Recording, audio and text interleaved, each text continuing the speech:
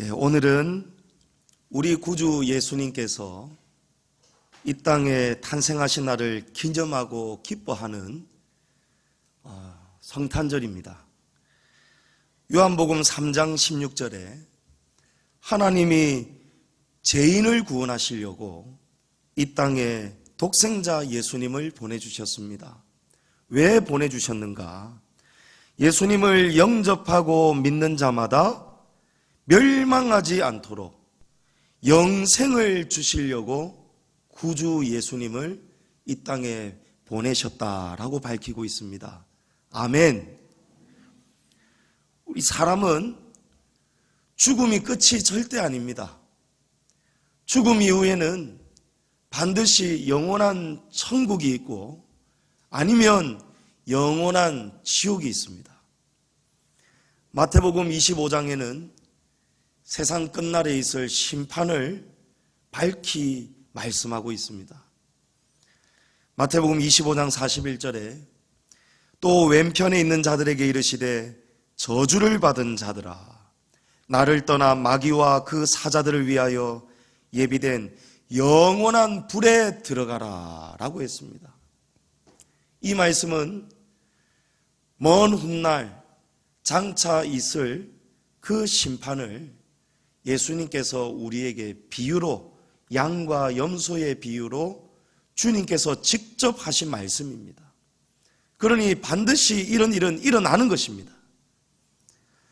성경은 구원을 받지 못한 사람들은 어떻게 되느냐?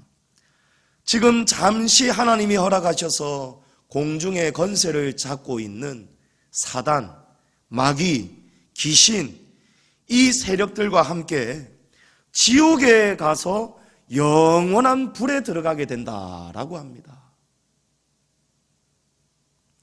마가복음 9장 48절에 지옥은 어떤 곳이냐? 거기에서는 구더기도 죽지 않고 불도 꺼지지 아니하느니라. 이런 곳이 바로 지옥이라는 거예요. 성도님 여러분, 지옥은 감옥이 아닙니다. 감옥은 격리되는 곳이에요. 사회로부터 격리되는 곳입니다.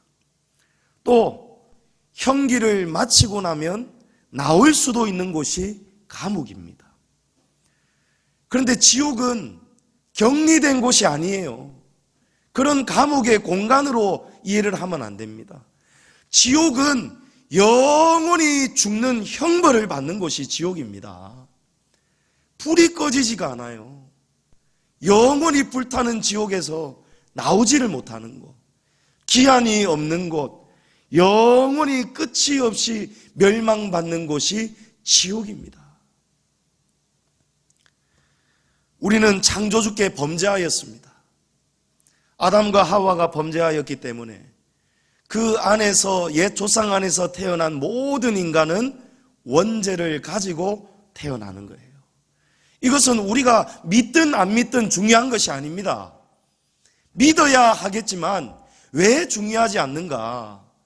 우리가 믿는다고 안 믿는다고 해서 절대로 달라지지 않는 진리이기 때문입니다. 원죄는 우리가 벗어날 수가 없습니다. 하나님이 정하셨기 때문입니다. 하나님이 정하신 그 죄의 선을 우리 인간이 침범하고 말았습니다. 하나님의 탓이 아니고 우리 인간 때문입니다. 아담 안에서 태어난 원죄가 우리 안에 다 있습니다. 그러나 하나님께서 이 지옥 멸망에서 벗어날 길이 없는, 전혀 길이 없는 불쌍한 이 죄인들에게 하나님께서 영생의 나라 천국으로 건져주시려고 우리 구원자 예수님을 이 땅에 보내주셨습니다. 하나님의 은혜에 감사해야 마땅합니다. 구주께서 이 땅에 나를 천국으로 인도하시려고 구주께서 이 땅에 오셨으니 우리 정말 기뻐해야 됩니다. 구주 탄생을 누가 기뻐할 수 있습니까? 믿는 자가 아니면 기뻐할 수가 없어요. 여러분, 오늘 우리가 예수님을 구주의 탄생을 믿는다면 우리 정말 지금 기뻐하셔야 되는 거예요. 기뻐하든지 감사가 넘치든지 그 은혜가 너무 감격해서 눈물이 넘쳐 흐르든지 이 세 가지 중에 한 가지가 여러분 반드시 일어나야, 그래야 그 사람이 믿는 자임을 믿으시기 바랍니다. 믿음이 없기 때문에 감격이 없습니다. 구주가 나를 지옥에서 건져주시려고 구원자께서 이 땅에 오셨다라는 사실을 믿지 못하기 때문에, 감흥이 없기 때문에, 아무 감각이 없기 때문에, 그러니까 감사가 없는 거예요. 기쁨이 없는 거예요. 여러분 왜 그렇습니까? 못 믿는 거예요. 못 믿는 거예요. 머리로는 아는 것 같지만 우리의 심령에서 전심으로 진심으로 예수를 주로 고백하고 시인하는 믿음이 아직 부족하다는 거예요. 우리가 오늘 이 복된 성탄절의 기쁨을 정말 주님 안에서, 감사 안에서 누리기 위해서는 첫째로 우리는 믿음이 있어야 됩니다. 믿으셔야 되는 거예요. 무엇을 믿으셔야 됩니까? 구원자께서 동정녀 마리아에게 탄생하셨다라는 사실을 믿으셔야 됩니다. 오늘 본문의 내용은 요셉과 마리아가 정혼한 관계였는데, 결혼을 약속한 정혼 관계였는데 이 두 사람은 아직 동거하기 전이었습니다. 그런데 마리아가 임신하였다라는 그 사건을 기록하고 있습니다. 정혼을 하였지만 아직 정혼자와 한 번도 동거한 적이 없는 이 동정녀 마리아가 어느 날 느닷없이 임신을 하였다는 거예요. 누가복음 1장 30절에 보면은 천사가 이르되 마리아여 무서워하지 말라. 내가 하나님께 은혜를 입었느니라. 보라 내가 잉태하여 아들을 낳으리니 그 이름을 예수라 하라 라고 하였습니다. 주님이 주시는 꿈은 다릅니다. 확실하고 선명하고 잠에서 깨어나서도 그 꿈이 절대 잊혀지지가 않아요. 이거는 어쩌면 꿈이 아니고 현실, 환상에 가까운 것이 주님이 주신 꿈의 특징입니다. 주님께서 천사를 보내셔서 마리아에게 미리 예고한 거예요. 너에게 이런 일이 일어날 건데 무서워하지 말아라. 너는 성령으로 잉태를 하게 될 것인데 그 아기가 태어나면 이름을 예수라 하라. 내가 하나님께 은혜를 입었기 때문에 특별한 존재로 지금 쓰임을 받은 것이니라 라고 알려주었습니다. 자, 그런데 문제가 있죠. 정혼자가 있는 마리아 있지 않습니까? 남편 될 요셉이 있습니다. 정혼자 요셉에게 임신한 사실을 말하지 않을 수가 없는 거예요. 그런데 요셉이 믿습니까? 믿지 않습니까? 믿지 않는 거예요.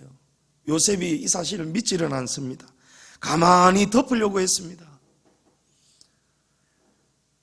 아니, 우리 남자 성도님들 한번 생각해 보십시오. 우리 아직 장가 안 간 우리 청년들 한번 생각해 보세요.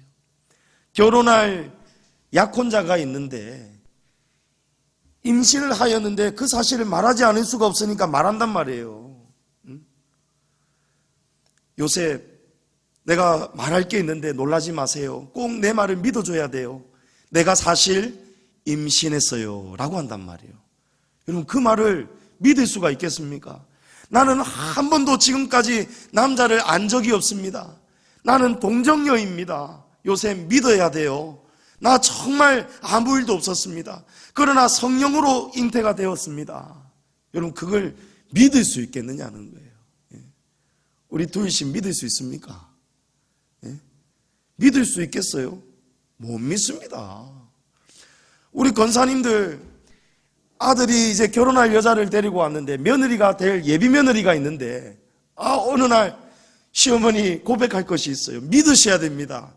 나는 동정녀인데 어찌된 판인지 임신을 하고 말았습니다 라고 할 때 아이고 아가야 많이 놀랐겠구나, 괜찮다, 이런 시어머니가 어디 있겠느냐는 거예요. 이거는 천지가 아무리 뒤바뀌어도 이거는 믿을 수가 없는 상식 아닙니까? 요셉이 그래서 믿지를 못한 것입니다. 19절에 보면 그의 남편 요셉은 의로운 사람이라 그를 드러내지 아니하고 가만히 끊고자 하였습니다.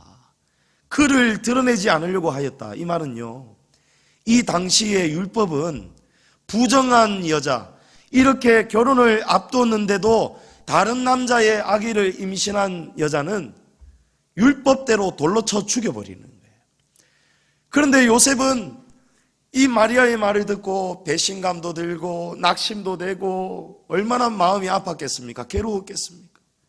그런데 요셉은 착한 사람이었기 때문에 이것을 드러내려고 이 죄를 들추어서 알려버리면은 마리아가 돌에 맞아 죽고 말기 때문에 요셉은 마리아에게 배신감을 가졌지만 도대체 어떤 남자의 아기를 가졌는지는 모르겠지만 내가 조용히 덮어야겠다, 이렇게 결정을 한 거예요. 그렇게 딱 결심을 했습니다. 그러고 그날 밤 잠을 자는데 그날 밤에 하나님께서 요셉에게도 주의 사자를 보내셨어요. 20절에 다윗의 자손 요셉아, 내 아내 마리아 데려오기를 무서워하지 말아라. 그에게 잉태된 자는 성령으로 된 것이니라. 아들을 낳으리니 이름을 예수라 하라. 이는 그가 자기 백성을 그들의 죄에서 구원할 자이심이라. 아멘. 자, 무엇을 지금 말씀하고 있습니까? 지금 마리아의 몸에 태에 잉태된 아기는 성령으로 잉태가 된 아기인데 왜 이런 아기가 잉태가 되었느냐? 그의 이름을 예수라 하여야 되는데 이는 그가 자기 백성을 그들의 죄에서 구원하여야 하기 때문에 성령으로 잉태되어서 이 땅에 찾아오셨다, 그런 말씀을 하는 것입니다. 성경을 보면 예수님을 요셉의 아들이다라고 소개하는 곳은 단 한 곳도 없습니다. 어떤 성경에도, 어떤 성경 사본에도, 번역본에도 절대로 없습니다. 오늘 본문 앞에는 예수님의 족보가 나오죠. 이 족보에도 잘 보시면요, 1장 16절에 보면 야곱은 마리아의 남편 요셉을 낳았으니 마리아에게서 그리스도라 칭하는 예수가 나시니라 라고 합니다. 16절 위쪽으로 보면요, 누구는 누구를 낳고 또 누구는 누구를 낳고 전부 다 이 아들이 아버지가 되고 아버지가 아들을 낳고 이 아들이 아버지가 되고 전부 다 남자를 소개합니다. 그런데 딱 16절에서는요, 요셉에 대해서는 야곱은 마리아의 남편 요셉을 낳았으니 마리아에게서 그리스도라 칭하는 예수가 나시니라. 의도적으로 무엇을 강조하고 있습니까? 예수님은 요셉의 아들로 태어난 것이 아니고 마리아의 아들로 태어났다라는 것입니다. 예수님은 요셉의 씨가 아니라는 것을 강조하는 거예요. 이 사실이 얼마나 우리에게 중요한 사실인지 모릅니다. 이 사실을 우리가 알고 믿어야 오늘 우리가 성탄절에 기뻐할 수가 있는 거예요. 예수님이 만약에 요셉의 혈통이라면, 아니면 다른 남자의 혈통이라면, 그러면 누구든지 간에 예수님이 인간의 아들로 혈통으로 나셨다면 아담의 원죄를 벗어날 수가 없는 것입니다. 죄가 없으신 하나님의 아들이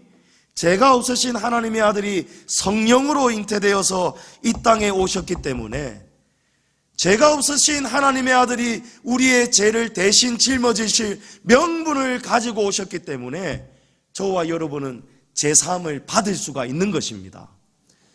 그런데 만약에 예수님이 하나님의 아들로서 이 땅에 오신 것이 아니고 요셉의 혈통으로 오신 것이 사실이라면, 그러면 예수님의 십자가에서 우리에게 나타내 주신 그런 모든 구원의 효력은 모두가 다 무효가 되고 거짓이 되어버리는 거예요.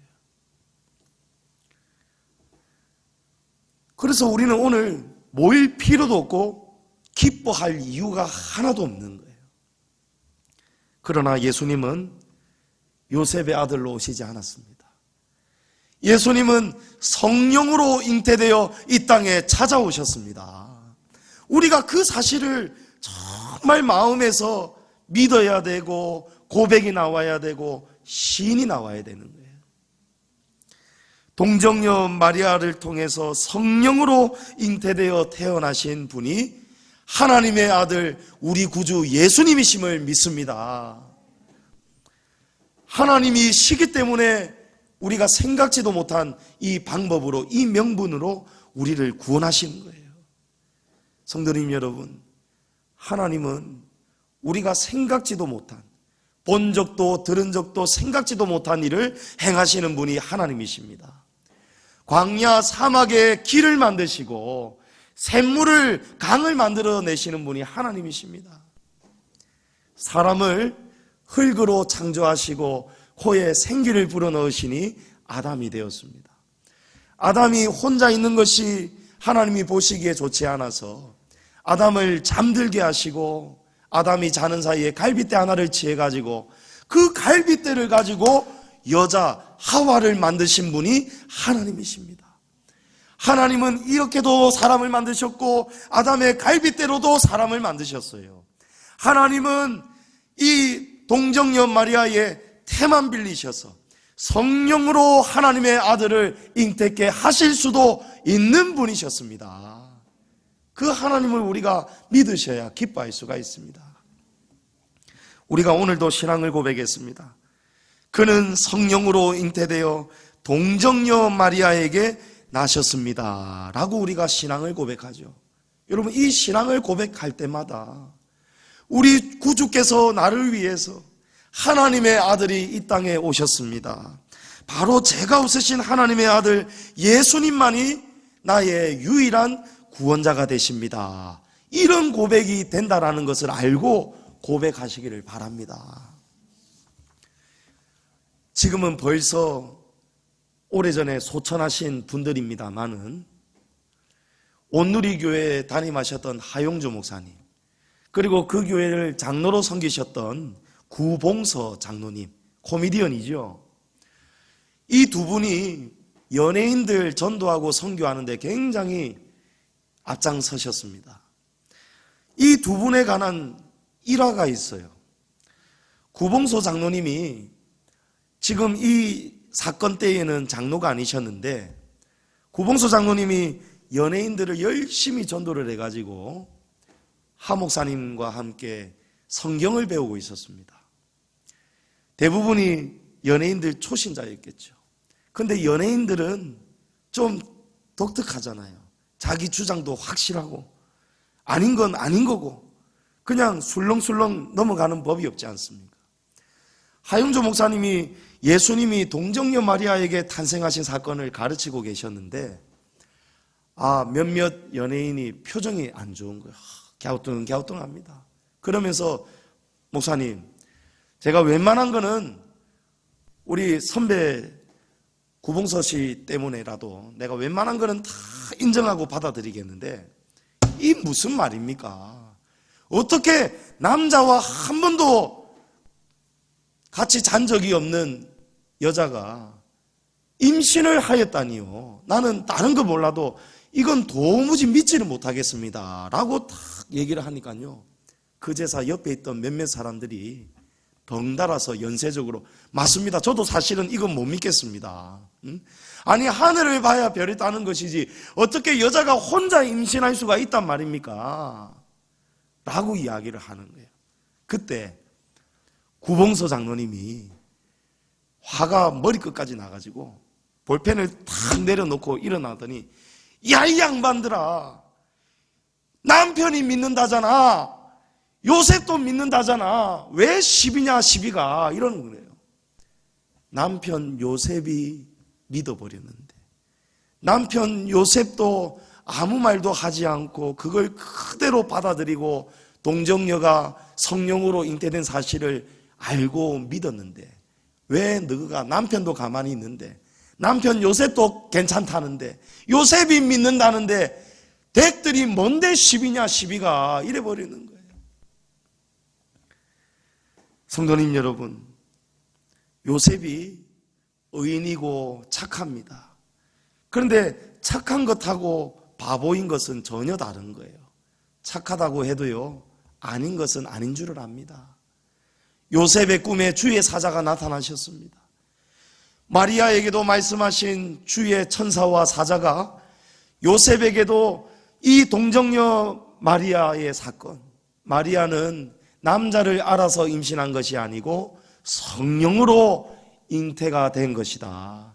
너희 죄인을 구원하시기 위해서, 구주가 명분을 가지고 오시기 위해서, 죄 없으신 사람의 대표자가 모든 죄인을 대표해서 죽으셔야만이 영원 형벌 지옥에서 영생의 나라 천국으로 갈 수 있는 구원이 임할 수 있기 때문에, 그래서 구주께서 내 아내 마리아에게 성령으로 잉태되어서 찾아오셨다. 그것을 요셉이 분명하게 들었고 요셉이 믿은 것입니다. 그러니 저와 여러분도 이 사실을 분명히 믿을 수밖에 없습니다. 로마서 10장 9절에 내가 만일 내 입으로 예수를 주로 시인하며 또 하나님께서 그를 죽은 자 가운데서 살리신 것을 내 마음에 믿으면 구원을 받으리라. 동정녀의 몸에서 우리 구주가 탄생하셨습니다. 이 구주의 탄생을, 동정녀의 몸에서 탄생하신 구주를 믿는 자, 시인하는 자가 구원을 받습니다. 구주의 탄생을 기뻐하는 성도가 동정녀의 몸에서 탄생하신 구주의 사건을 믿는 자입니다. 구원의 기쁨, 성도님 여러분, 구주가 나를 위해서 이 땅에 동정녀의 몸을 통해서 탄생하신 그 사건을 분명하게 확실하게 믿으시고, 오늘 구주의 탄생이 왜 나에게 기쁜 성탄절이 되어야 하는가?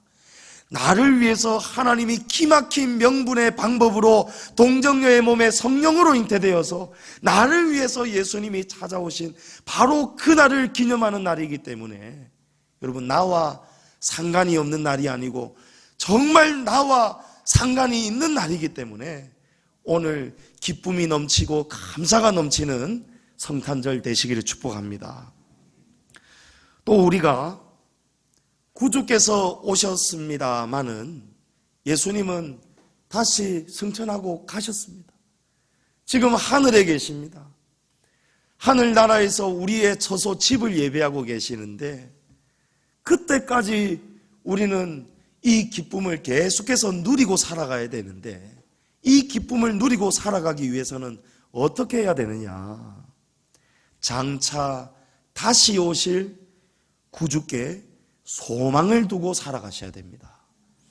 다시 오실 구주를 우리는 기다리고 있습니다. 우리가 어디에 소망을 두어야 되느냐? 다시 오실 구주께 소망을 가지고 살아가야 기쁨을 누리고 살아갈 수가 있는 거예요. 22절에 이 모든 일이 된 것은 주께서 선지자로 하신 말씀을 이루려 하심이라 라고 합니다. 오늘 우리가 읽은 말씀 23절의 말씀은요, 이사야 7장 14절에 기록된 말씀을 그대로 인용한 것입니다. 이사야 선지자가 이 말씀을 언제 했는지 아십니까? 예수님이 이 땅에 오시기 700년 전에 이미 이 말씀을 그대로 예언했습니다. 이사야 선지자는 예수님의 탄생과 십자가에 당하실 실제적인 고난을 이사야서의 곳곳에, 특별히 이사야 53장에 기록을 해놓았는데, 마치 이사야 선지자가 직접 본 것처럼 얼마나 자세하게 예언하였는지 모릅니다. 그리고 그대로 예수님이 찾아오셨고, 처녀가 잉태해서 아들을 낳았고, 그 아들이 십자가에 당하신 고난까지 모두가 그대로 이루어졌습니다. 주님이 하신 말씀 그대로입니다. 예수님이 탄생하시던 날에 동방에서 별을 연구하던 박사들이 왕의 나심을 알리는 별을 따라서 멀리 따라왔습니다. 이 동방 박사들은 점성가들입니다. 하늘을 보고 점을 치고 하늘의 별을 보고 과학적으로 우주 만물을 해석하는 굉장히 똑똑한 박사들입니다. 그런데 이 동방의 박사들이 왕을 찾아서 유대 땅까지 오게 되었어요. 그리고 이 사실을 헤롯 왕이 알게 되었습니다. 유대 땅을 다스리고 있던 왕은 헤롯이었습니다. 그런데 이 헤롯이 왕이 있었음에도 불구하고 동방 박사들이 왕을 찾아온 거예요. 무엇을 의미합니까? 왕 중에도 참된 왕이 있습니다. 세상에 여러 왕들이 있습니다만은 예수님은 왕 중에 왕으로 이 땅에 찾아오신 거예요. 이 땅에 있는 그 어떤 통치자 왕들보다도 예수님은 가장 왕 중에 왕으로 이 땅에 찾아오신 것이란 말입니다. 왕 중에 왕이 오셨으니 이 땅은 이제 얼마나 평화로워지겠습니까? 지혜로운 왕이, 평강의 왕이 이 땅에 찾아오셨으니 이 땅은 얼마나 달라져야 되지 않겠습니까? 예수님이 탄생하신 날 들에서 양을 치던 목자들에게도 주의 사자가 나타났습니다. 오늘 다윗의 동네에 너희를 위하여 구주가 나셨으니 지극히 높은 곳에서는 하나님께 영광이요 땅에서는 하나님이 기뻐하시는 사람들 중에 평화로다. 내가 온 백성에게 미칠 큰 기쁨의 좋은 소식을 가지고 너희에게 전하노라 라고 했습니다. 자, 예수님은 왕 중에 왕으로 오셨지요. 예수님은 이 땅의 평강의 왕으로 찾아오셨지요.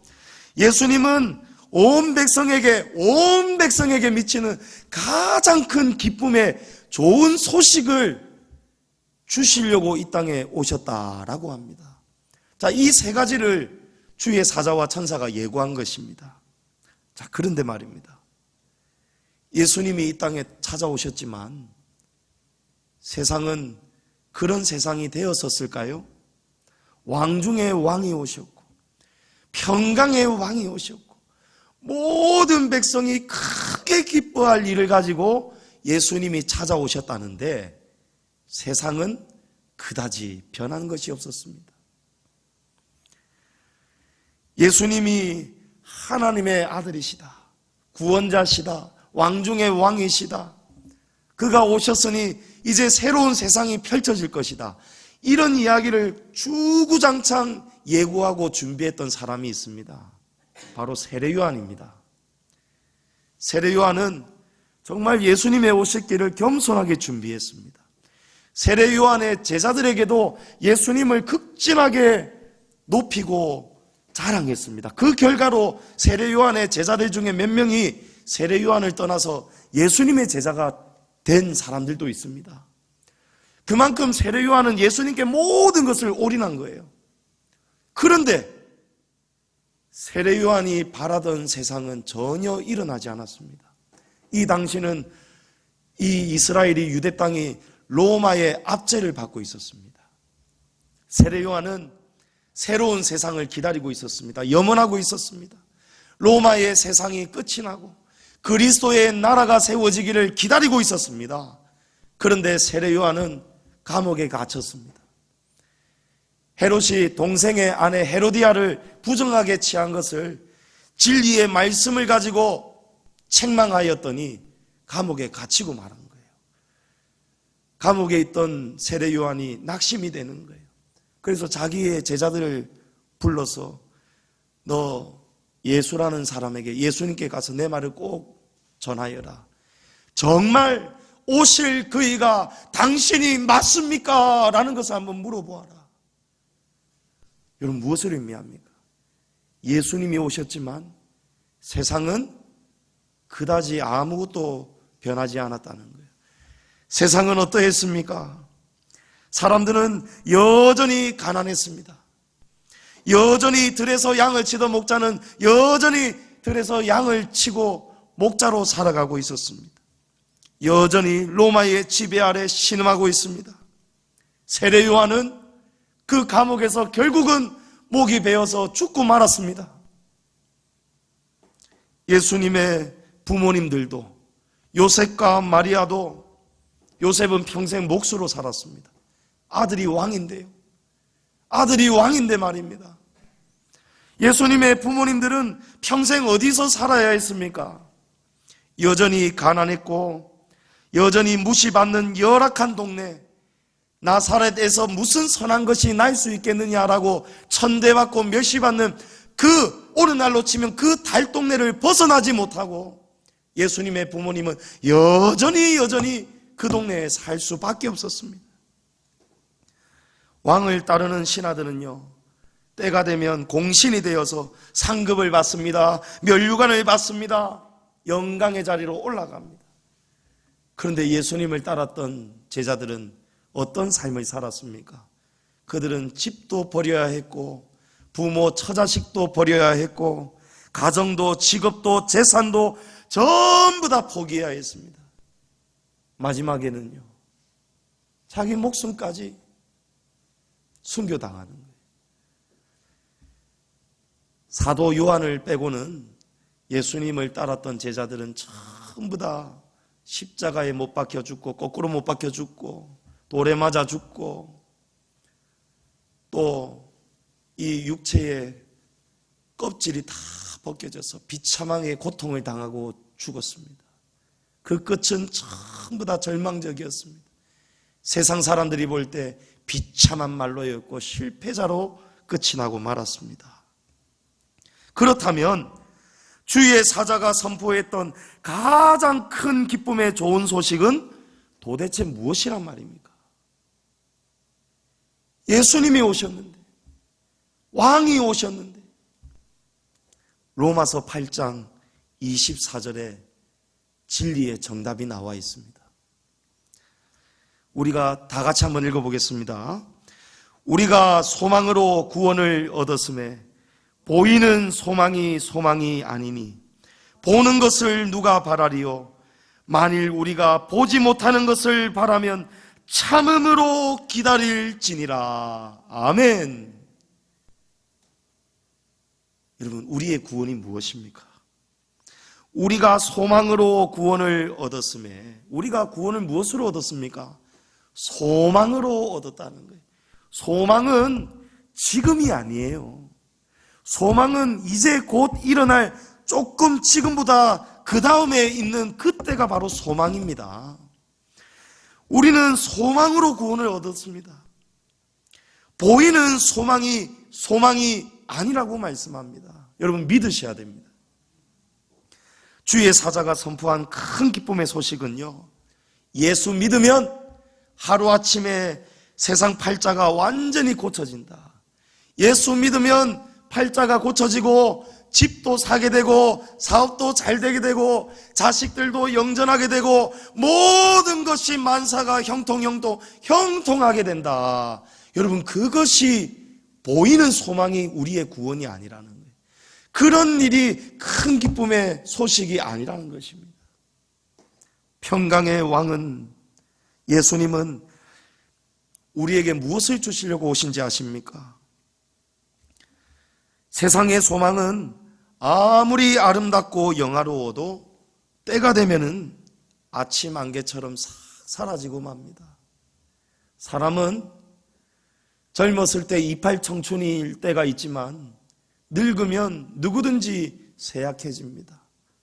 눈가에 주름도 생기고요, 머리에 숱도 빠지고요, 머리도 허해지고요, 허리도 굽어지고요, 어깨도 고장이 나고 무릎팍 관절도 고장이 나고 허리도 고장이 나고 오장육부 다 쇠퇴해져 가는 거예요.